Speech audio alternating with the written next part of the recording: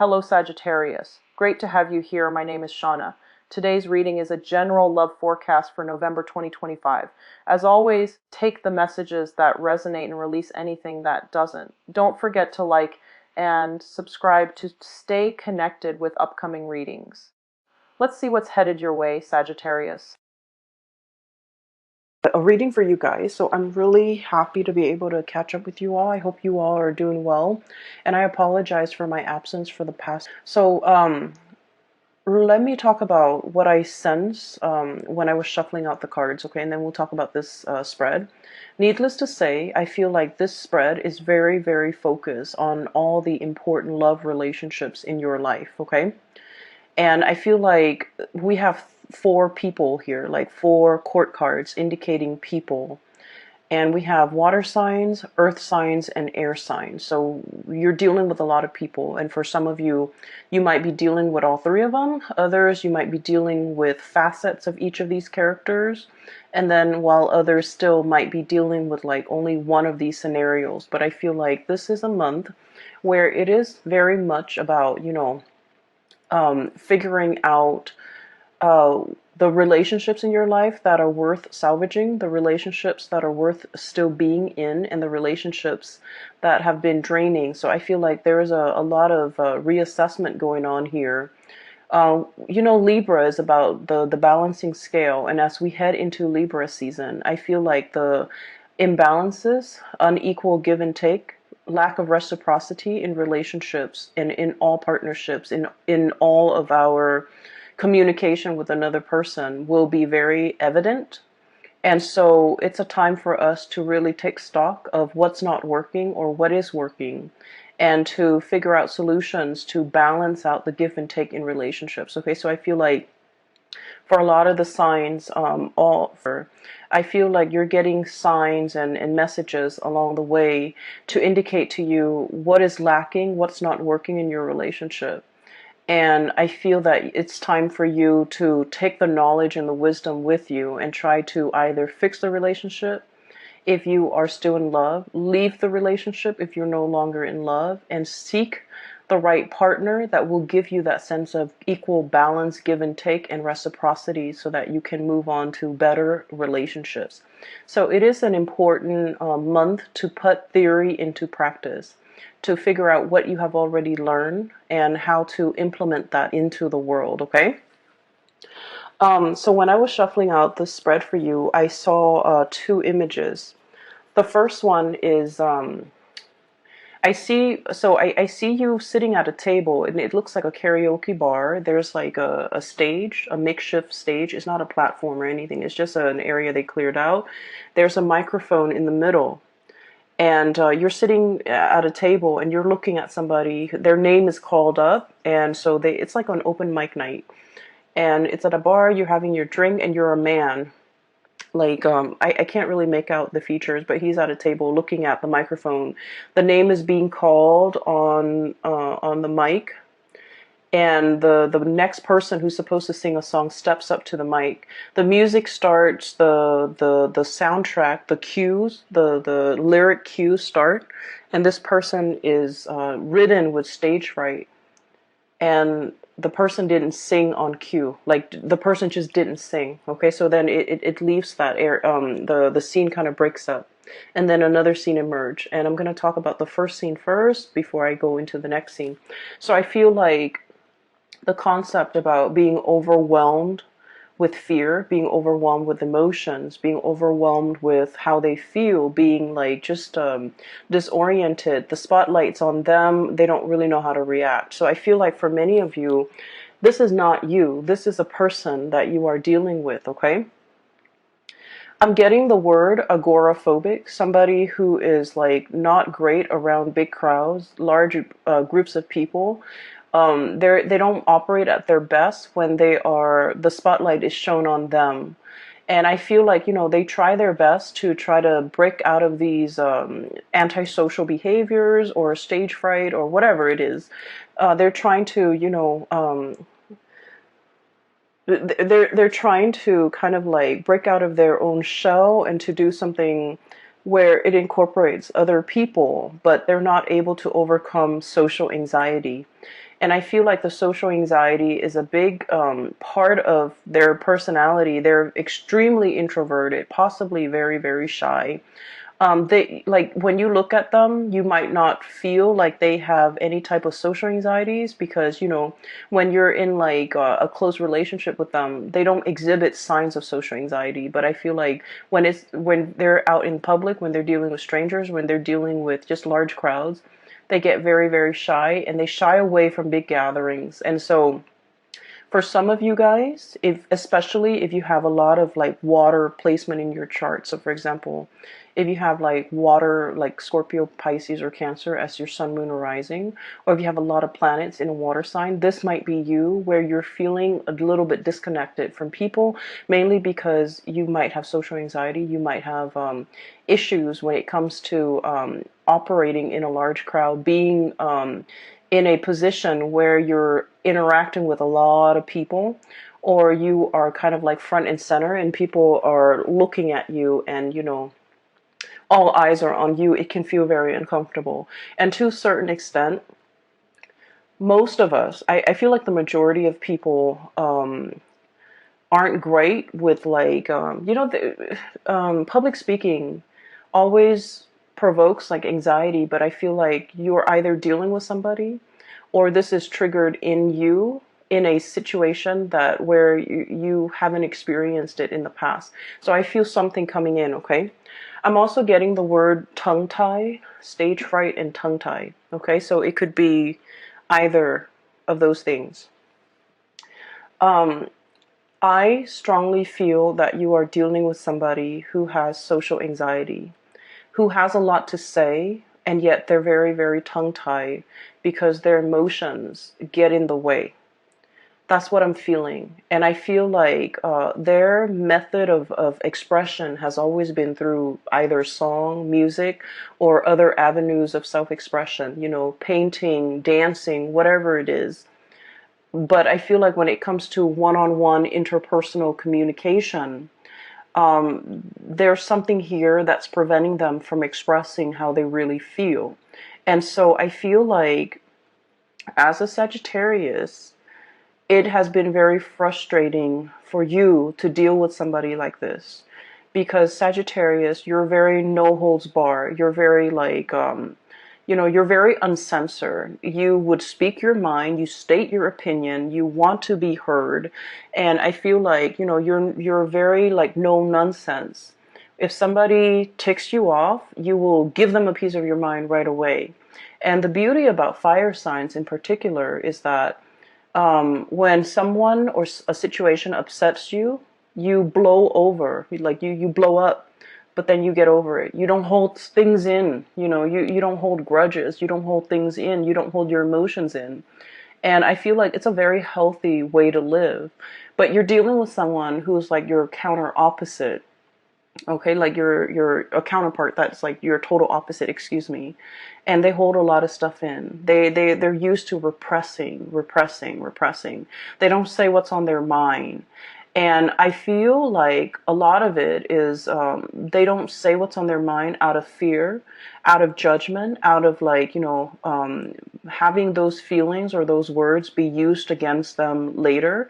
So, in this day and age with social media, with digital communication, a lot of things can be taken out of context. A lot of situations too, like we can't really retract and rescind what we say because things are permanently on social media or on some type of a public forum, or once something has been said and the way in which they have been said, the tone that is used, it's really hard to take back. Okay, once we form a strong opinion and we verbalize that opinion, it's very, very difficult to take back. And so you're dealing with somebody who's aware of all of this. And so they're very calculated when it comes to the things that they say, how they communicate, what they communicate, and who they communicate these messages to. And from your perspective, you might feel like, oh my gosh, they are so cowardly. They are so they are so censored, they are so repressed, they are so scared, they don't know what they want. And so you run through the gamut, like these myriad of reasons why somebody or the other person might not, express how they feel. But there's a I feel like, yes, they might be all of those things, but the important thing is that they have been repressed for a very, very long time. That was like a survival mechanism. That was how they dealt with grief. That was how they dealt with changes. And that was like, it's purely survival, okay?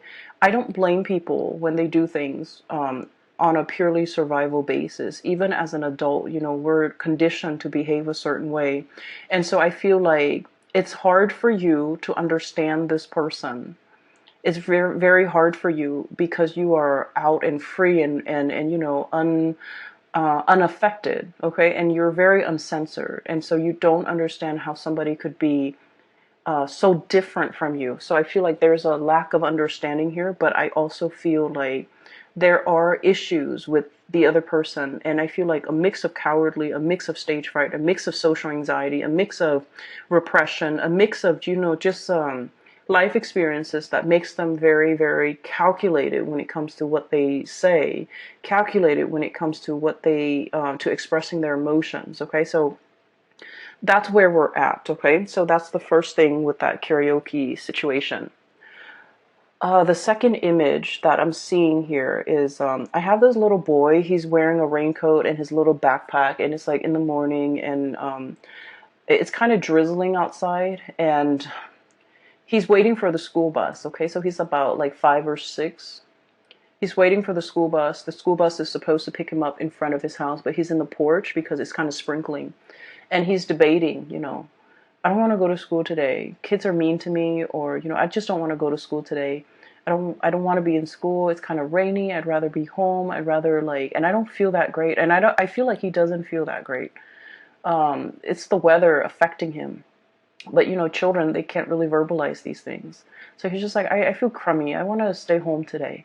I should tell mom that I don't want to go home. So he's like running through these thoughts in his mind. And then he's like, I don't want to go home. I don't want to go. I don't want to go to school. I don't want to go to school. I want to stay home. And then he's still deliberating in his mind. Should I go back in and tell mom I don't want to go to school?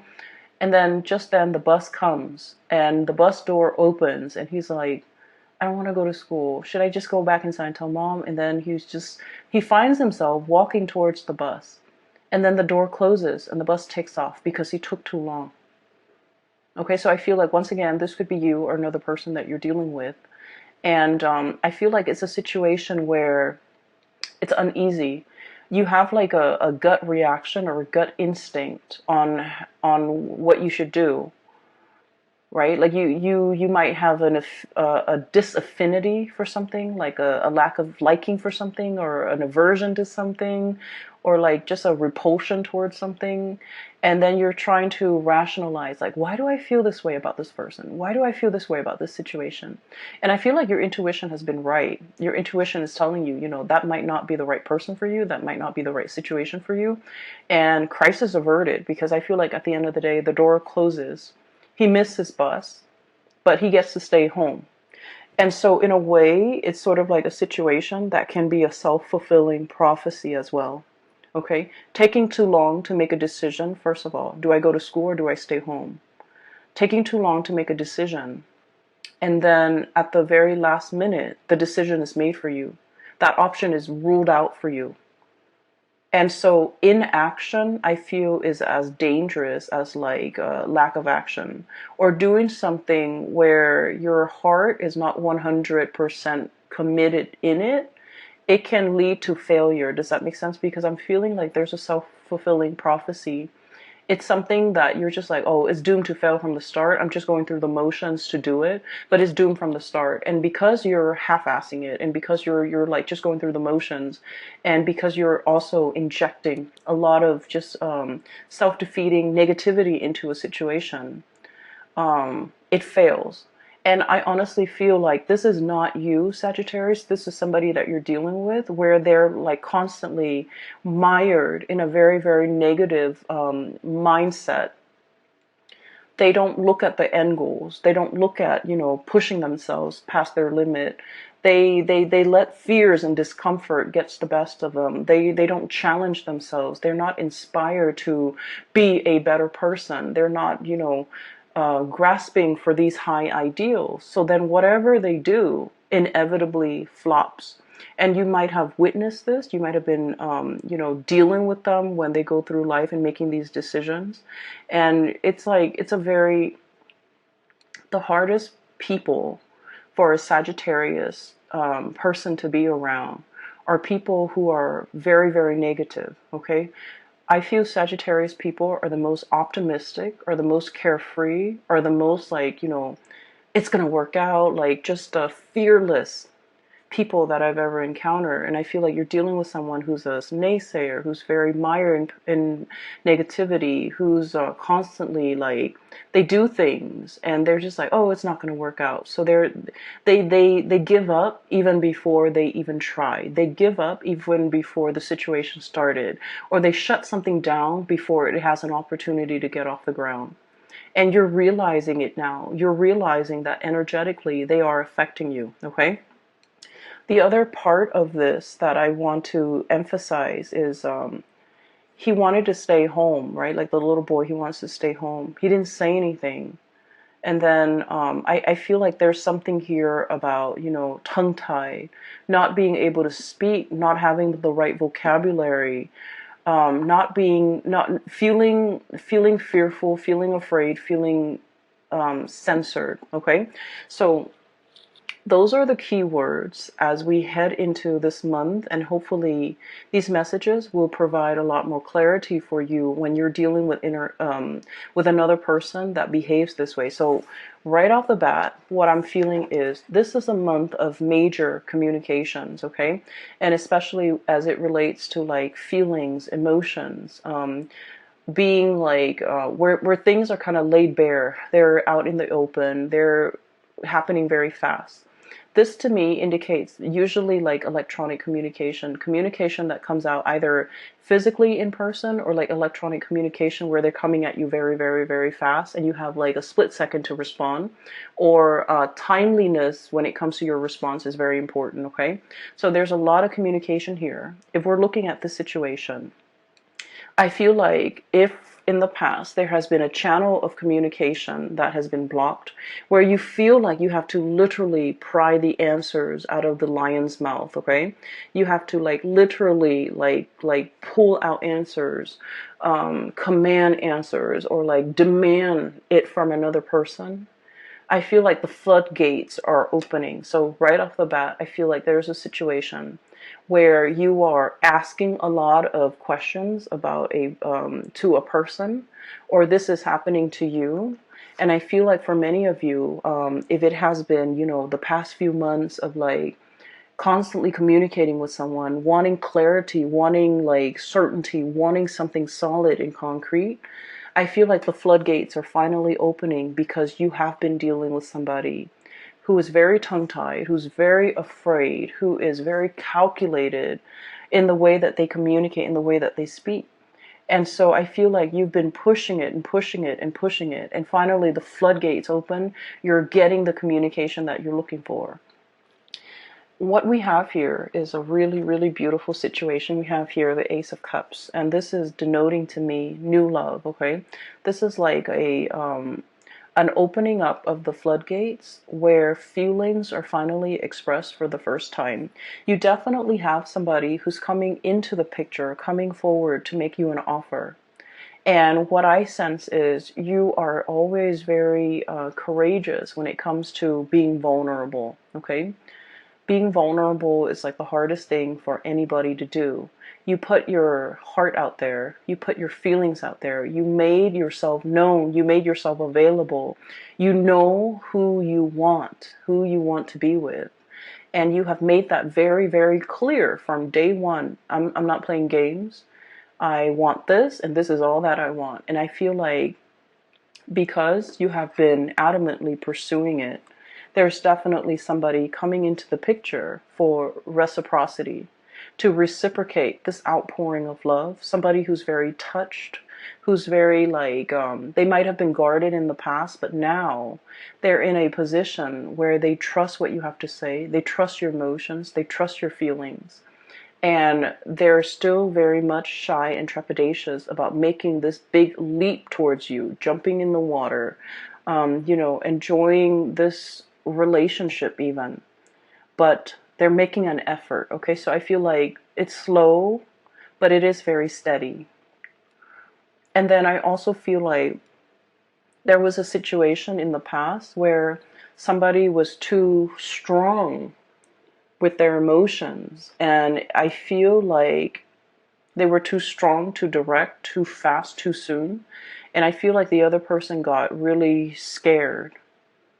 And they've had some time to mull things over. And now they're coming back in to reciprocate, to have this conversation, to talk about things, to offer you. They might say like, well, wait a minute, you're coming a little bit too strong, but I do like you. And I feel like, let's take it slow. So I feel like there's somebody here who's wanting to slow things down. Not because they don't feel the same way, but because they're rational. And I feel like, they want to, they don't want their emotions to get the best of them. Okay. It's not a bad thing to slow things down, but I definitely see a situation where there is tremendous outpouring of love and you're going to get that reciprocity between you and another person. The other person has been thinking about you, okay? We have here deep in contemplation when it comes to matter of the hearts, the Queen of Cups. Deep contemplation. How is this going to work? How's the future going to look? How are we going to work together as a unit? Where are we going to live? What are we going to do? How do we navigate each other's energies? How do we live in the same space? How do we share resources? This is like serious contemplation, okay? The Queen, she's rational. And in this situation, I do feel like you're dealing with someone who is very mired in their emotions for you. Like it runs very, very deep. This is someone who's very maternal or paternal. So they have like a parental energy about them. They might have children. They might be I'm seeing somebody who like really knows how to take care of another person. They don't enter relationships unless it's the long haul. So they might have, dated only like a few people, okay? And so when they date, they think about long term. They think about, the marriage, the engagement, the house, the kids, the happily ever after. They don't rush into a situation just to see what happens. If it doesn't work, then, we'll separate. They don't do that. They don't play like that. And so I feel like your direct energy might intimidate them, might scare them, and it might even make them feel like you're not here to stay. Like they might think you're not as serious. They might think that you're a serial dater. They might think you're after the thrill of the chase, and they might not take you at your word or take you at face value or take you seriously. So I feel like they've been thinking over this about you for a very, very long time. And emotionally, they feel the affinity towards you. They feel that pull. Okay? I'm seeing a situation where somebody is definitely coming forward. Okay, this is the Chariot, forward momentum, two disparate energies working together, moving the Chariot in the same direction. So I do see, and I say this a lot with Sagittarius, you and a partner who might be from, like an interracial type of a situation. Okay, the traditional depiction of this card is we have the black sphinx or the black horse and the white horse working together to pull the chariot along. And I usually think of that as like an interracial couple, two people who might be very culturally different. Okay, so keep in mind, for example, you might be like born in the same country, and then one person, you both might move to the United States. And one person is still a lot more traditional. The other person might be very Americanized. So in a way, that's like still culturally different. Okay. So I see variations of that in this card where you and the other person, there might be a lot of cultural differences that you have to learn about one another. You have to understand about one another in order to make it work. And so there might have been a lot of difficulties in the past to overcome in this relationship as a unit. There might have been a lot of communication problems. You never gave up on it. You never threw in the towel because you knew intuitively that, it was worthwhile, it was worth it. And you knew, you felt how they felt about you. You felt it even though they never said it, because they were scared of their feelings. They were afraid of being found out. They were afraid of, like, how they felt. They were afraid. They were running from it. And I also feel like it caught them off guard, and the feelings were so strong that it was hard for them to verbalize it, and they were afraid of it. They didn't want to face it. They didn't want to admit to it. They didn't want to talk about it.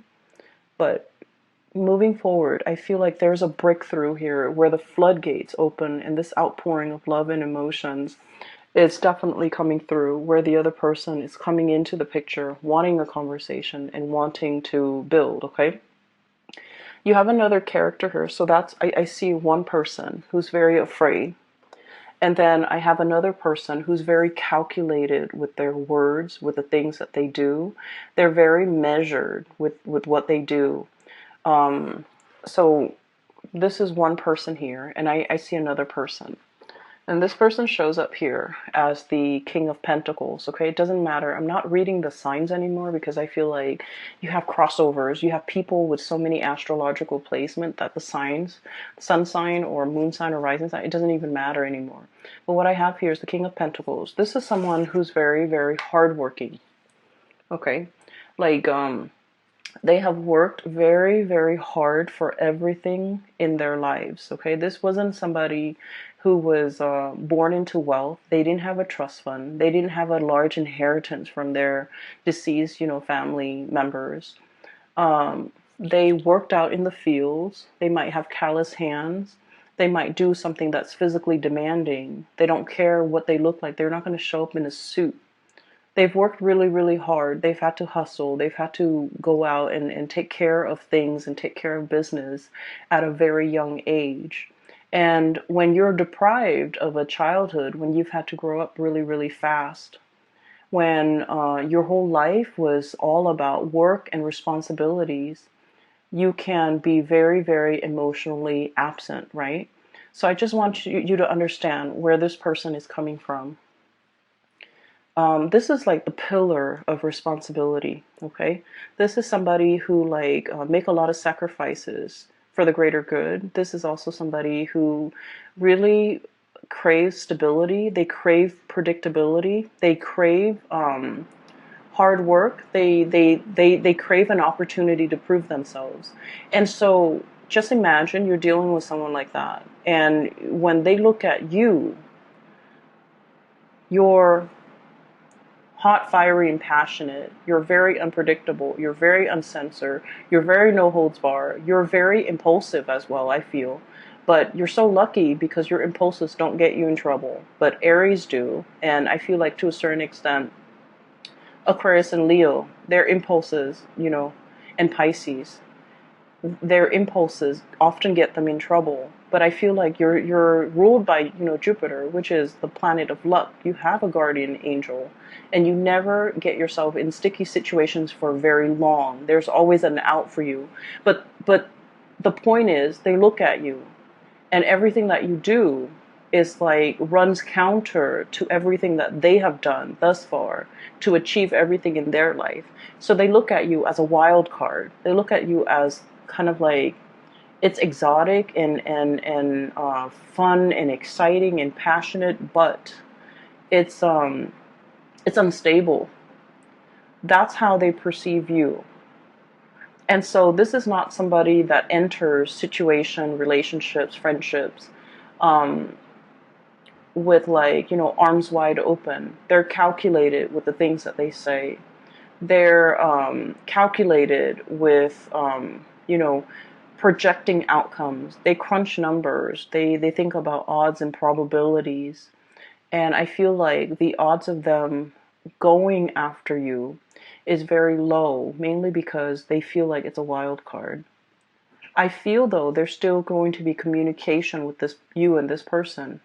This is what I usually call ringing the bell. Okay, this is like the lobby attendant. somebody coming in, making their presence known, ringing the bell, and they're going to make their presence known. There's still going to be communication. They're still enthralled and seduced by you. And I also feel like they're still very much like wanting that connection. But I do sense, and I'm not into, telling you to change your behavior or anything like that in order to be with this person. I just feel like it's going to take some time. It's going to take some time for them to learn to trust you completely.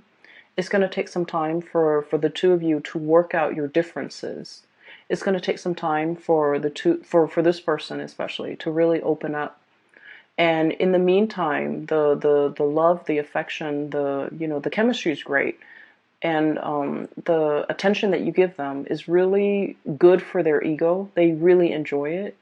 But I feel like there's a little bit more of a heart-soul connection here. But I also feel like you're putting a lot of work in this situation. It is time for you to kind of like step back a little bit and let this person come forward towards you. So don't take this burden upon yourself.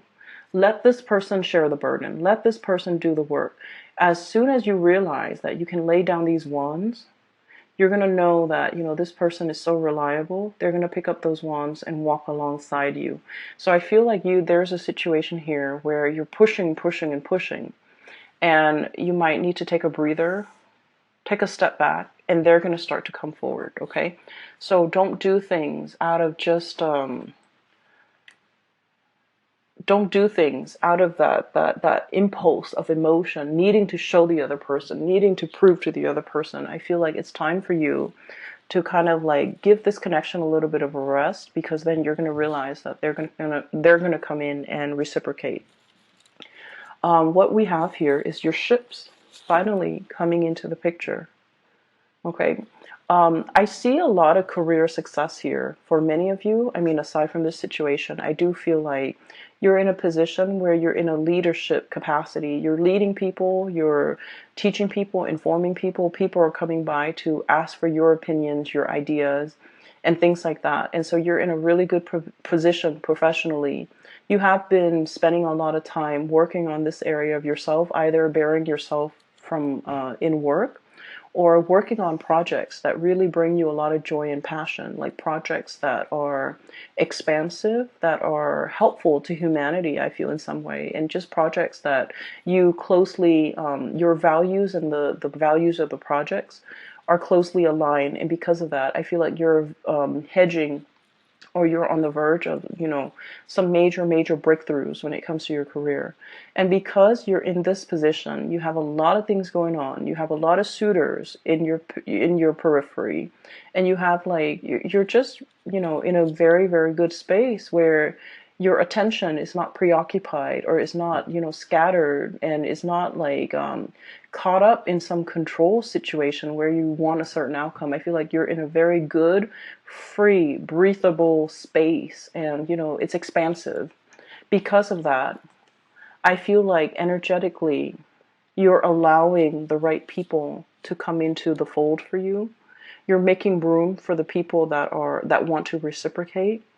And you're laying down these burdens as well towards people that are not in the picture for your greater good, or who are not willing to put in the time and the work and the effort. Okay? So I definitely see some major communication breakthroughs. The last card here that we have is the King of Swords. And the King of Swords is, once again, all the characters that you're dealing with, especially the two kings, King of Pentacles and King of Swords. These are not like emotional types of people. They might feel that you're very emotional, and they might feel like your emotions fluctuate, and so they want something a little bit more stable. And I feel either way, you have gone a long way when it comes to your maturation level, when it comes to emotions, when it comes to work, when it comes to your ability to kind of like control your impulses, control yourself. And I feel like that makes it a lot easier for them in their interaction with you, in their communication with you, to be able